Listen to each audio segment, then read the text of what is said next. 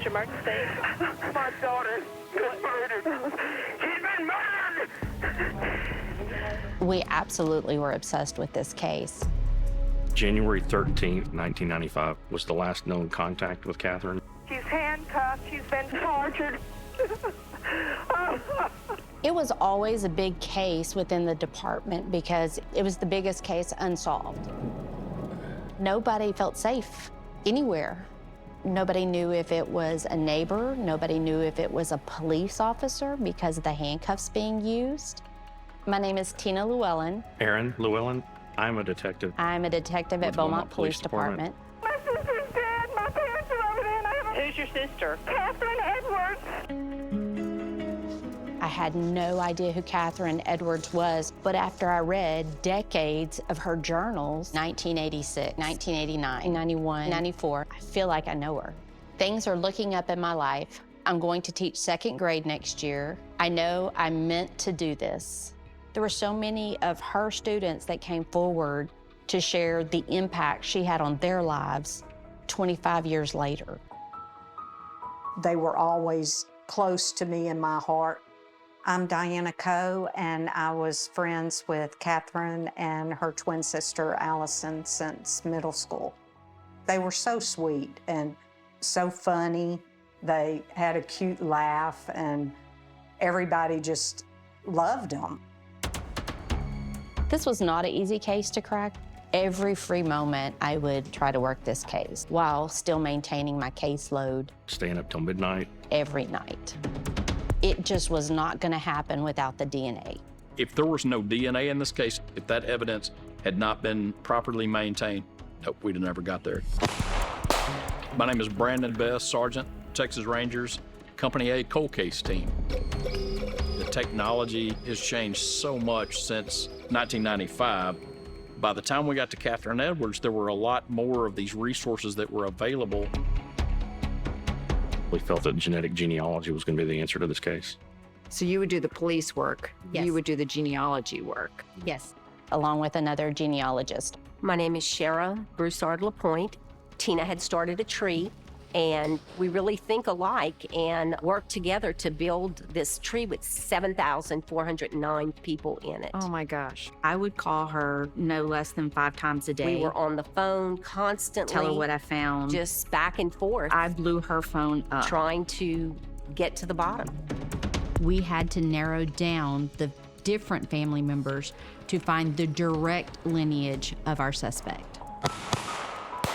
Is this someone that knew her? Is this someone that was a stranger? She had some, ex-boyfriends. There was always the worry that it was a police officer. Some criminal is not going to have a pair of Smith & Wesson handcuffs.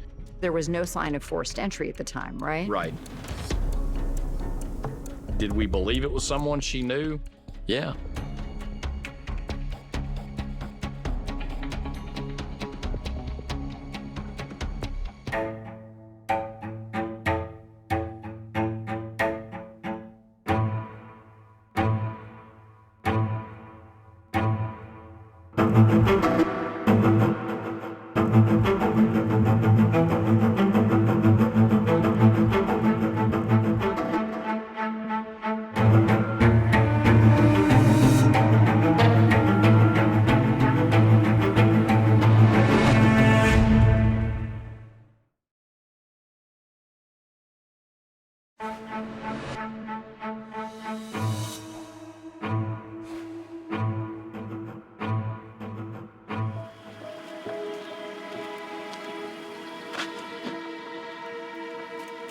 The thing that really got me about the case was you don't expect to have this beautiful young single school teacher be murdered in her own home. She was such a great person, came from such a great family. For Texas Ranger Brandon Bess, almost everything about the Mary Catherine Edwards case was different. It was an unusual crime scene. She's over the bathtub, and she's obviously been sexually assaulted and handcuffed behind her back. Were they police-grade handcuffs? Handcuffs have always been a key piece of this. January 14th, 1995. It was a Saturday. Catherine, as most people called her, didn't show up for a family lunch, and she wasn't answering her phone. When her mother and father went to check on her, they had to see what no parent ever should. What happened, ma'am? We came over here and found her. Please send Okay, someone. we're sending someone, ma'am. Was she shot or what? We can't tell. Catherine was 31. My mom is the one that told me. Diana Coe remembers hearing the news. And so she said, "Have you not heard about Catherine?" And I go, "My Catherine?" She had been friends with Catherine and her twin sister Allison since middle school. I was new to the area, so I knew no one. And they just started talking to me, asked me my name, and we were friends from that point forward. The sisters, both school teachers, looked so much alike, everyone had trouble telling them apart, especially their young students. Miss Edwards was my second grade teacher. Heleniah Adams remembers being in her classroom. Most of us grew up in a pretty tough environment, and being around Miss Edwards was a joy. Originally, they believed that she might have been drowned, but there wasn't enough fluid in her lungs. So then it kind of became a suffocation by compression. I just remember being told that our teacher wouldn't make it to class that day. Everyone just crying. Early investigators could not piece together what happened, but those police-grade handcuffs were a big clue. It was almost talked about like a ghost story around a campfire. Detective Aaron Llewellyn. Maybe it was somebody in law enforcement or somebody in security. Could it have been somebody that we knew? In the weeks after the murder, police focused on tracing the serial numbers of the handcuffs, but came up empty. They also zeroed in on an old boyfriend, David Perry. They focused on him early on because there was no forced entry. But Perry was out of town that night. He gave a DNA sample, and it was not a match. I wasn't there. It's not me. The crime scene DNA stayed well preserved, and the years dragged on and on. Until forensic science changed. Genetic genealogy technology. Genetic genealogy. By 2018, there was a way to take the DNA left at a crime scene and search for biological relatives. A program, GEDmatch, scarfs up all the DNA from people who agree to share it with law enforcement and upload it when they use sites like Ancestry.com and 23andMe. Ranger Bess approached me and he asked if I thought we had a case that would fit the bill for that type of investigation. I said, absolutely, I know the perfect case for this. And it was the Catherine Edwards case. So in April 2020, the DNA from Catherine Edwards' crime scene went to Othram, a lab outside of Houston, for testing.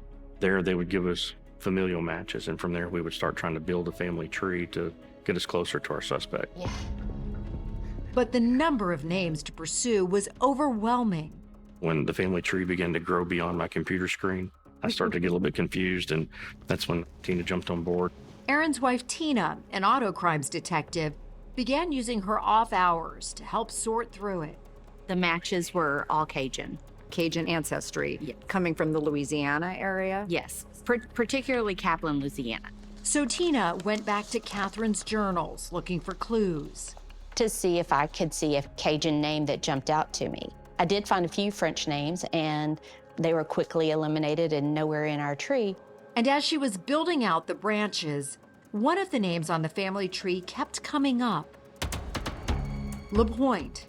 As I'm researching the matches and building my trees, and you're researching other people's trees, I kept noticing Cheryl LaPointe had built that tree. And then I'm working some more, I do some more research. Well, Cheryl LaPointe built this tree. And I'm like, is she related to our suspect? I had no idea who she was. This is actually my great-grandmother, Claudia. And when they called her, they found out Shara had been building her family tree. It was my family's DNA kits that I had uploaded to GEDmatch. And then they found out something that changed the course of the investigation. Shara was known professionally as the gene hunter and already skilled at working these cases. She'd identified one of the women buried along Interstate Highway 45 in the Texas Killing Fields case. And she agreed to lend her expertise, I told him that I was willing to help. even if it meant taking a hard look at her own relatives. It was kind of scary because I'm putting my own second cousins in this tree, and I'm thinking, oh my gosh, could one of my grandfather's sister's grandchildren have done this? They lived here in Texas. It was a complicated, multi-layered process using publicly available DNA, birth and death records, finding parents, siblings, and cousins. As you build those trees, you look for information that is pertinent to the case that you're working on.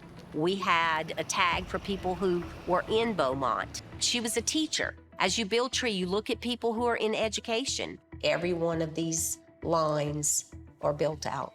The tree grew up and down and sideways.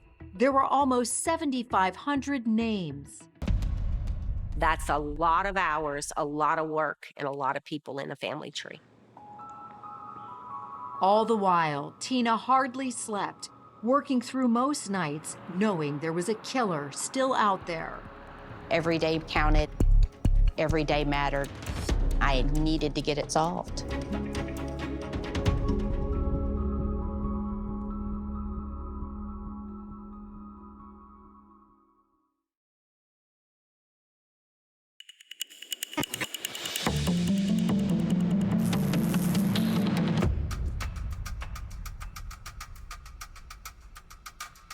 Hunkered down at their computers day after day, constantly back and forth on the phone, Tina Llewellyn and genealogist Cheryl Lapointe are quickly becoming great partners. She was a team player from jump. Never had met me. We talked so often that we became friends. Best buds. Best buds. I don't know what else to say. And when they needed DNA, they turned to Tina's husband, Aaron, and Texas Ranger Brandon Bess. So from that point, me and Brandon Bess would drive around Texas and go talk to these people. Convincing someone to give their DNA up, to give a piece of themselves up to you in a homicide investigation can be very difficult. When we would sense anxiety in someone, Aaron would immediately tell them, hey, who do you want to play you in the movie? And they would look at Aaron like he was crazy and say, what are you talking about? Well, this guy's a Texas Ranger. Everything they do turns into a movie. Who do you want to play your role in this movie?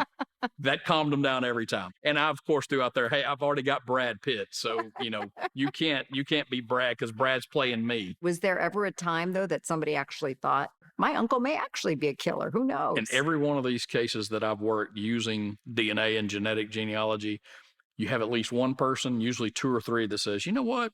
I had that weird Uncle Joe.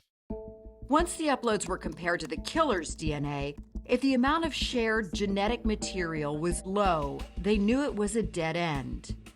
There were times when we would come across a name and you get the butterflies in your stomach, like, hey, maybe this is our guy. And then it turns out it's not our guy. After almost 3 months of ups and downs and nearly nonstop work, Shara hit pay dirt. It was about 10:30 at night. She was working a family line very distantly related to her own. It was a very common Cajun name, Thibodeau. I got to a couple who were in Beaumont. I was able to see from records that they had 2 sons.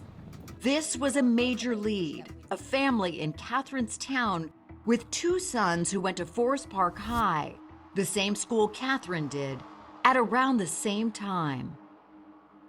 I put the names in the tree, and I messaged Tina, and I said, there's a couple in Beaumont. I'm tired. I'm going to bed. And I turned my cell phone off, and I fell asleep on the sofa. And when I woke up the next morning, my phone had just blown up. And it was you on the other end. Yes. What were you saying? This is them. We found them. Just didn't know which one. Okay. It's either Michael Foreman or Clayton Foreman. What did you do to figure that out? The first name I ran was Clayton. And then when I came across his prior conviction for the sexual assault, the hair on the back of my neck stood up. I'm like, this is our guy. In 1981, a 19-year-old woman told police that Clayton Foreman bound her hands and raped her. She had also gone to Forest Park High School, where Clayton was the manager of the football team. Foreman was convicted, but was given probation and paid a fine.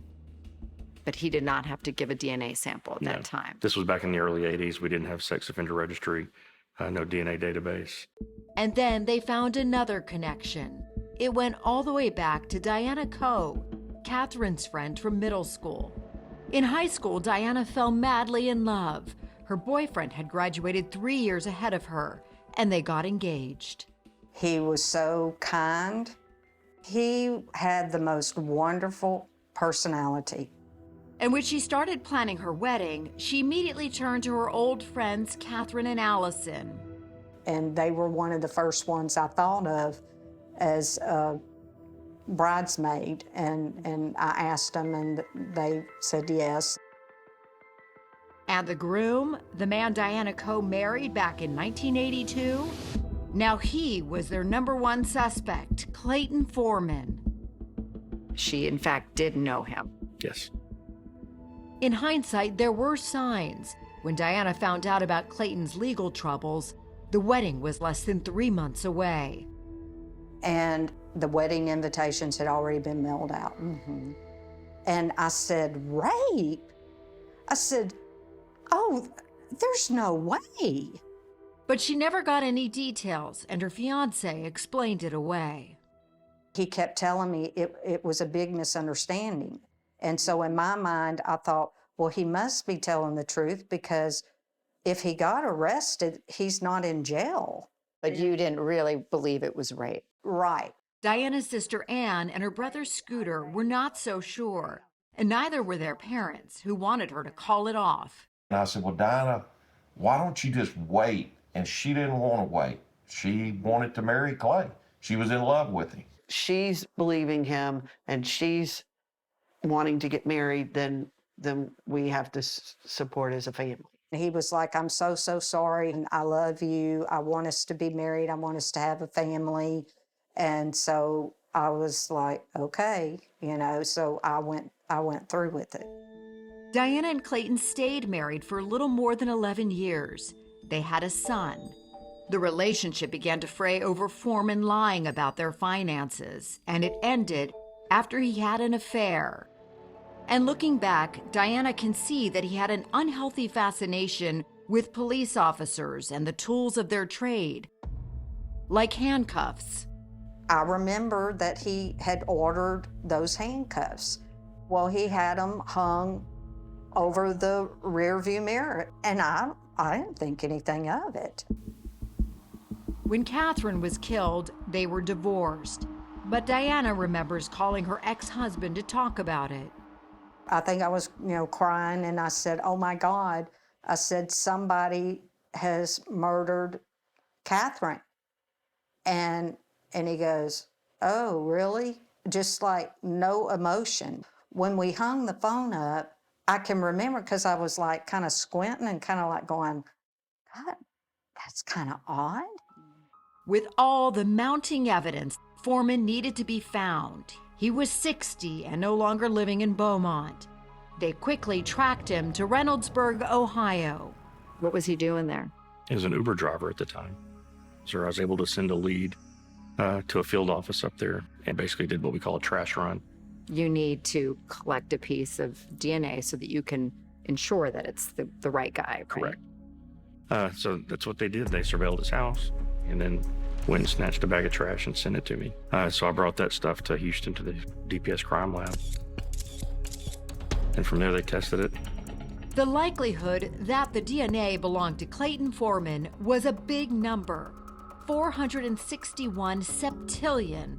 It doesn't get better than that, says Cheryl LaPointe. I mean, you can't fight those odds. You cannot fight those odds. And that was all they needed. I got a text from a DPS lab technician, and she said, go get his ass. Aaron Llewellyn and Brandon Bess were about to hop a plane to Ohio, ready to face the man they felt sure had killed Catherine. Mr. Foreman, right? Yes, sir. And while they're doing that, Tina pays a visit to Diana Coe. Did they tell you they had DNA, though? Tina told you that? Oh, yeah. And I just went, oh my God, please don't tell me it was Clay. I almost fell to the ground. I was just like, oh my God, oh God, I can't believe he's done this. What do you think of sharing your DNA with law enforcement to help solve a murder? Chat now with the 48 Hours team on Facebook and X.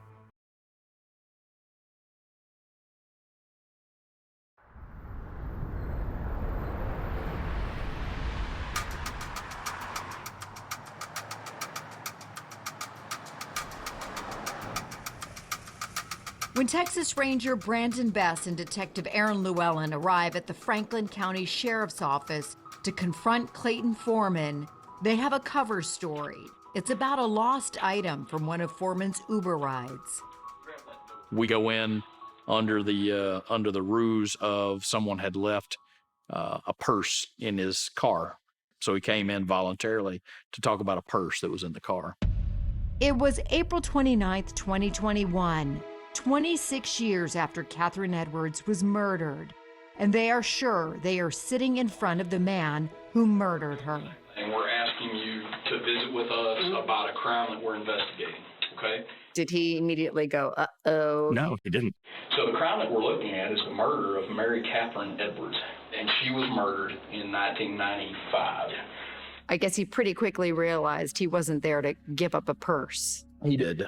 And we found a picture of a wedding picture that she and her sister, Allison, were actually in your wedding. Right. And 1982. 82. Right.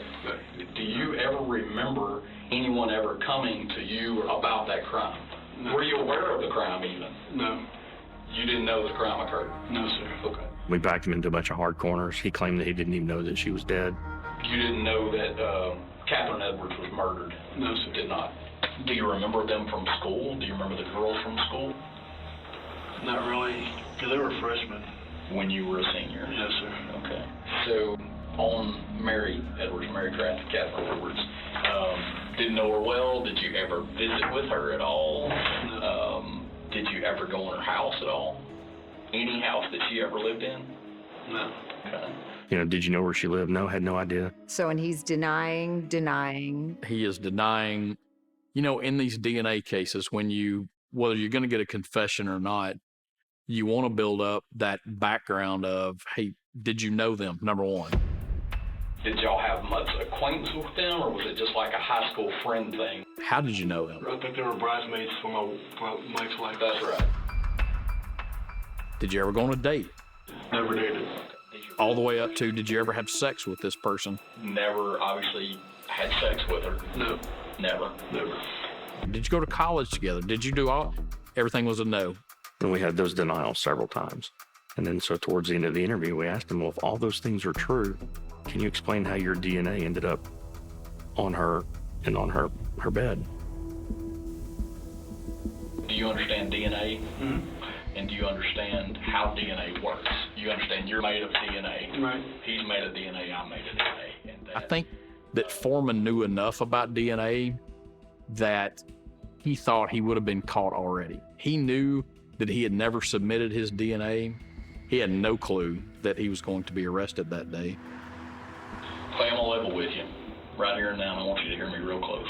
All right, sir. That crime scene was processed really well, and your DNA was on Catherine's bed and was inside Catherine. Okay. I mean, I don't know how I got there, but per se it was there. There's only one way for it to get there. Okay. And that's by you putting it there.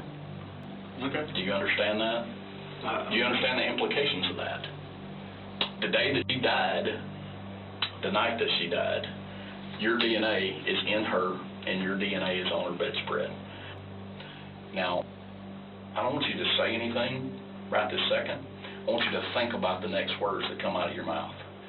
I want you to think very hard about that, okay?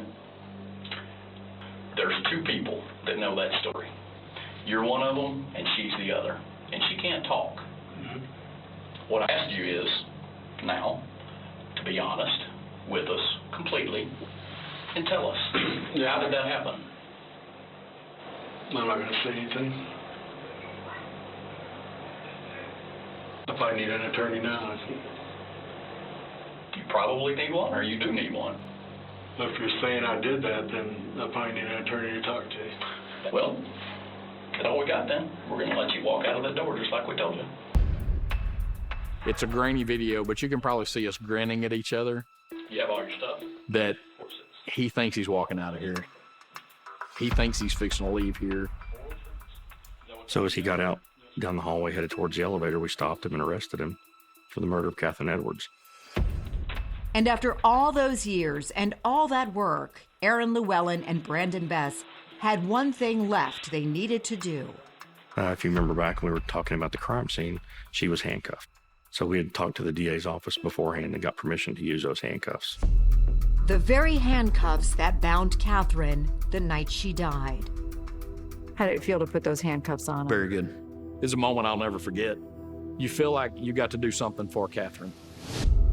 You know, like physically got to do for her is take those cuffs that bound her when she was murdered and put them back on the guy that murdered her. It's, you know, it may seem small to some, but it was a really big deal to us, and it felt good. Even though they'd had their suspicions about him, the news that Clayton Foreman was arrested for the murder of Catherine Edwards was still a shock for his ex-wife Diana Coe and her siblings Ann and Scooter. And she calls me and she says, Clay murdered Catherine. And I said, do what? Your brain doesn't, because it knows him as a person, as somebody that you know, your brother-in-law or your brother. That was hard. Yeah.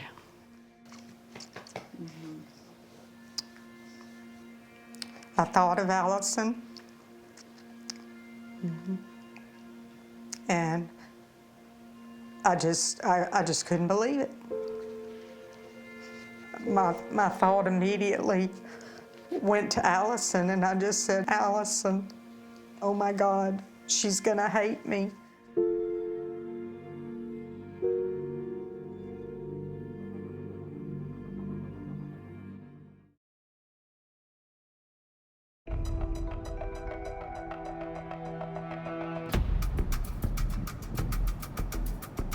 Opening arguments began this morning. Foreman is charged with capital murder. Guilty or not guilty?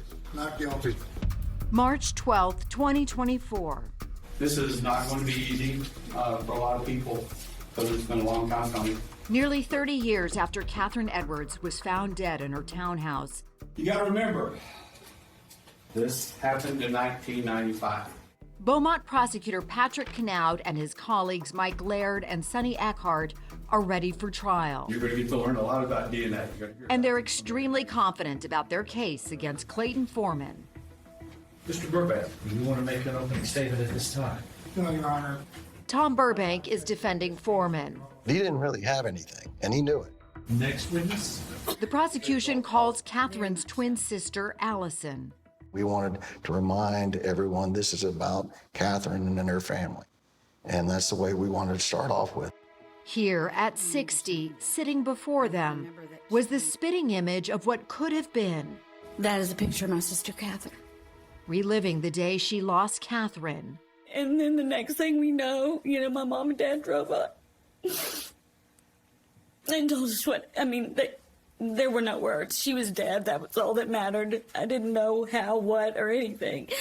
I didn't know what happened to her. It was just that she was gone was all I knew. The pain and the loss still so palpable. 4 years later, I had a daughter, and her name is Catherine. Catherine Ann. After my sister. And she never got to know her. That's the hardest part. It was a lot. Heleniah Adams, Catherine Edwards' student when she was 7 and now 37, sat in the courtroom nearly every day. It was times when they would show photos or when they showed the videos of her on the floor. It was as if your heart was breaking all over again. You measure the proximity of matching DNA. Detective Tina Llewellyn and genealogist Cheryl Lapointe, along with other crime lab technicians, walk the jury through the process of the genealogy and the DNA match. Texas Ranger Bess and Detective Aaron Llewellyn go through the final stages of the investigation, all carefully coordinated to make the chain of evidence airtight. And on the last day, the prosecution calls all the women who had been scarred by Foreman and were alive to say so. He was your supervisor. That's correct. An old coworker. Whenever I opened up the drawer, there was a pair of handcuffs. A former fiancé who found pictures of young girls. He said to me that he had them so that he could fantasize about taking their virginity. His ex-wife, Diana Coe, who agreed to testify. Did you think at the time you were in love with the defendant? Yes. When you saw him at trial, how hard was that for you? That was very hard. And it was very embarrassing to me. And I do feel ashamed. And it was during the trial that Diana learned about what really happened to that 19-year-old woman in the months before she and Foreman married.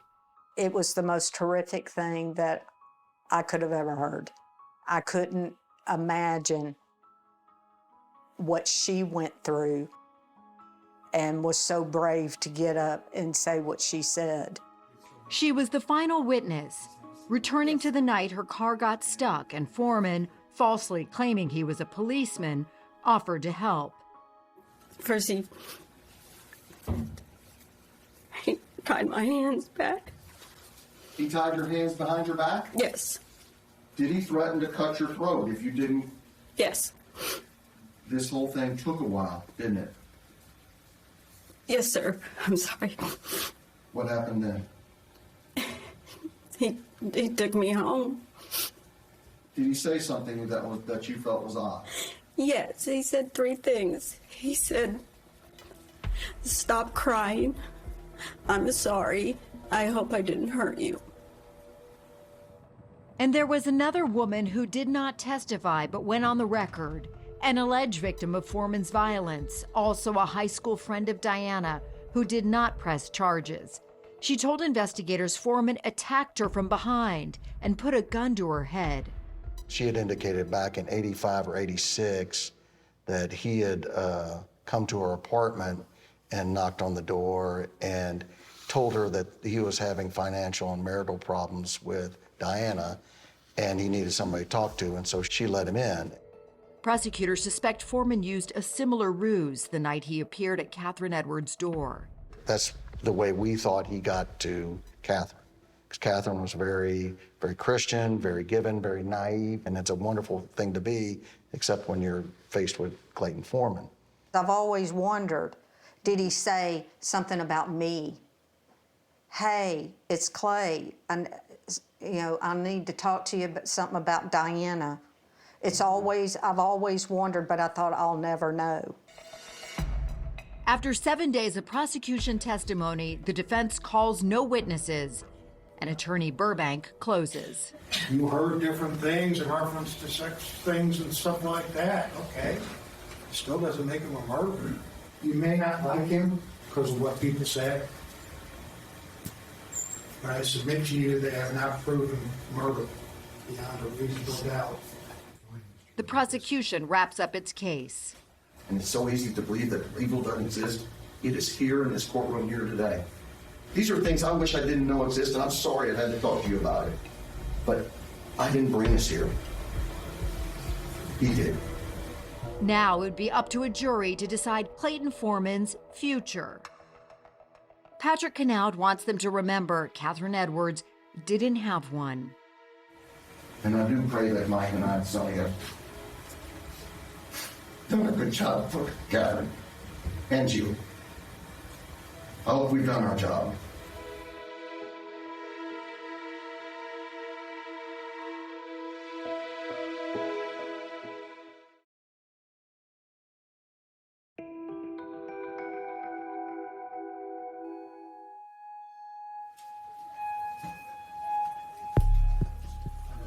Is this verdict a unanimous one? Yes, sir. It takes less than an hour for the jury to come back with a verdict. We, the jury, find the defendant guilty. Clayton Foreman guilty and sentenced to life for the murder of Catherine Edwards. It didn't take long because all the evidence was there. Once it got into the DNA, more or less sealed it for him. Larry Delcom, juror number 2, says he and his fellow jurors had very little to talk about. He had no defense that it wasn't him. There's no denial there. It felt like, hey, this thing does work. For Heleniah Adams, finally some justice for a favorite teacher after all. I wanted to close that door, finally. She meant so much to me. And when you heard those words, guilty, what was that like for you? We did it. Was it emotional? We did it? This whole case was emotional. For Detectives Tina and Aaron Llewellyn, genealogist Cheryl Lapointe, and Ranger Brandon Bess, it was the ending they had all worked for, but it left lots of room for reflection. And I think the justice system has worked and he's where he needs to be.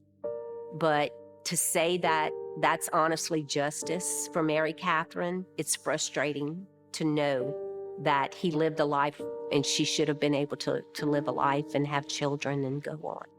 That is frustrating. I never used the word closure. I never used the word justice. There's no justice. He got to live 26 years. He got to get married. He got to have kids. She did not. There's no justice. I don't believe there is such a thing as closure, not on this earth. Bess always wanted a confession. They all wanted to know why. 70% of the time, you're not going to get that. And 100% of the time, you're not going to get the whole story anyway. We all wanted those answers, and because he was spineless and didn't talk to us or give us any information, we'll never know the details behind it. And everyone was still reeling, asking themselves how it was that Clayton Foreman walked among them and no one saw his monstrous core all those years, hiding in plain sight. So when we identified him, I actually have mutual friends with him that were in shock. They could not believe it was him because they knew he was such a nice guy. He had fooled so many people for so long. I personally believe that there are more victims out there. We just haven't found them yet. I find it hard to believe that he has not assaulted other people. I really feel with all of my being, I feel that there are others. And how do you think he was able to conceal this darker side? That's the part I cannot. I can't. I don't understand it. I don't figure know that how out. he could. Like I always say, it's like Dr. Jekyll and Mr. Hyde. I have my own speculations. I think some people are demon possessed or demon influenced because that's pure evil. There's nothing else you can explain. That's just evil. I was married to a monster, is what I was married to, and didn't know it. I think if he wouldn't have married me, she'd still be alive. But in the wake of the trial, it was time to turn away from Foreman and remember Catherine Edwards as she was and in her own words. Wow, I didn't realize the timing on this one. December the 11th, 1994. She was murdered a month later. I have given my life to God, and I will follow his path for me. That gives me a feeling of great relief and peace. The human spirit is stronger than anything that can happen to it. The vibrant, beloved schoolteacher in her prime, gone far too soon. If you could talk directly with Mary Catherine Edwards, what would you wish to tell her? Oh my gosh. I think I would say I love her. And I'm sorry. I'm so sorry this happened to her. And I was honored to be given the privilege to help give answers. Very honored. Very honored. She was a very special person. She really was. Unfortunately, it introduced me to real loss, to trauma, to fear, to grief, to heartbreak, to all the feelings a podcast I watched, they would always ask aspiring lawyers, when did you fall in love with law? And I think that's when I fell in love with law, in the 2nd grade, when Clayton Foreman took my light from me. Helenaya is a student once again. She's studying for her master's in criminal justice and plans to apply to law school, a tribute to her teacher.